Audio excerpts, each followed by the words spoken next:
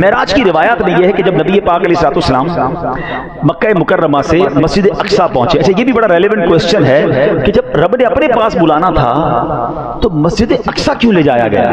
Direct نبی پاک آسمانوں کی طرف چلے جاتے، سدرۃ المنتہا پہنچ جاتے، بیت المقدس کیوں لے جایا گیا؟ سبحان اللہ، تو وہاں نبی پاک کے آپ کے شان اور آپ کے مقام کے اظہار کے لیے آپ کو بلایا گیا۔ کائنات کی سب سے عظیم جماعت، کائنات کی سب سے عظیم، یوں سمجھے کہ نبی پاک کو امامت عطا کرنی تھی، یہ کیسی نماز تھی، یہ کیسی جماعت تھی کہ سارے انبیاء مسجد اقصی میں موجود ہیں اور صفے بنائے کھڑے ہیں، انتظار ہے امام کا، اور نبی پاک پہنچتے ہیں۔ جبریل امین نے نبی پاک کے ہاتھ مبارک کو پکڑا اور نبی پاک کو مصلی کی طرف بڑھا دیا۔ میرے آقا نے امامت فرمائی، صف بصف کھڑے ہیں انبیاء، مصطفیٰ امام ہو گئے۔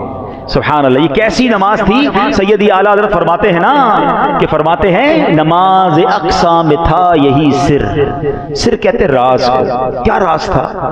نماز اقصی میں تھا یہی سر، عیاں ہو معنائے اول آخر، پتا چل جائے دنیا کو کہ کون اول ہے کون آخر ہے، دست بستہ پیچھے حاضر جو سلطنت آگے کر گئے تھے، یعنی بڑے بڑے انبیاء جو آپ سلطنت کر کے گئے مگر میرے نبی کے پیچھے ہاتھ باندھے کھڑے ہیں۔ پوری دنیا کو یہ میسج دینا تھا کہ آپ امام الانبیاء ہیں، آپ خاتم الانبیاء ہیں، آپ کا جو مرتبہ ہے وہ کائنات میں کسی اور کا نہیں ہے۔ اور سبحان اللہ، یہاں نبی پاک کو نماز کے بعد پیاس محسوس ہوئی۔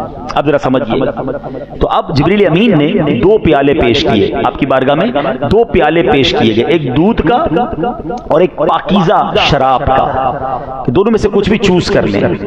تو پیارے آقا علیہ الصلوۃ والسلام نے دودھ کو قبول فرمایا۔ جبریل امین نے کیا کہا؟ الحمدللہ الذی ہداک الفطرۃ، تمام تعریفیں اللہ پاک کے لیے جس نے آپ کو فطرت یعنی نیچر کی طرف رہنمائی فرمائی۔ لو اخذت الخمر غوت امتک، اگر آپ شراب کا پیالہ قبول فرماتے تو آپ کی امت گمراہ ہو جاتی۔ نبی پاک نے دودھ کو سلیکٹ کیا۔ اب علماء نے اس میں بہت خوبصورت گفتگو لکھی ہے کہ سبحان اللہ، ہم اس نبی کے امتی ہیں، پیارے آقا علیہ الصلوۃ والسلام نے امت پر کرم فرمایا، دودھ کا پیالہ قبول فرمایا اور امت کو گمراہی سے بچا لیا۔ اب ہمیں کیا سیکھنا ہے کہ یہ امت فطرت پر قائم رہنے والی امت ہے، لہذا ہم سب پر لازم ہے کہ ہم فطرت پر قائم رہیں۔ اب یہ فطرت کیا ہے؟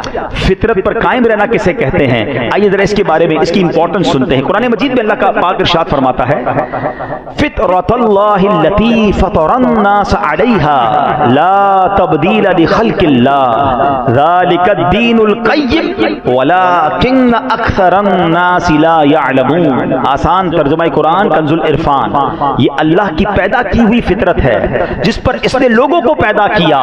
اللہ کے بنائے ہوئے میں تبدیلی نہ کرنا، یہی سیدھا دین ہے، مگر بہت سے لوگ نہیں جانتے۔ پتا چلا کہ دین جو ہے نا ہمارا، یہ دین فطرت ہے، یہ نیچر سے ہٹ کے نہیں ہے، باقی سب نیچر سے ہٹ کے جو ادھر ادھر رائٹ لیفٹ چلے جاتے ہیں۔ اللہ کریم نے مجھے اور آپ کو دین فطرت عطا فرمایا ہے، سبحان اللہ۔ اب ذرا غور سے سنیے گا حدیث پاک، ما من مولود الا یولد علی الفطرہ، اللہ کے نبی فرماتے ہیں ہر بچہ فطرت پر ہی پیدا ہوتا ہے۔ آگے کیا فرمایا؟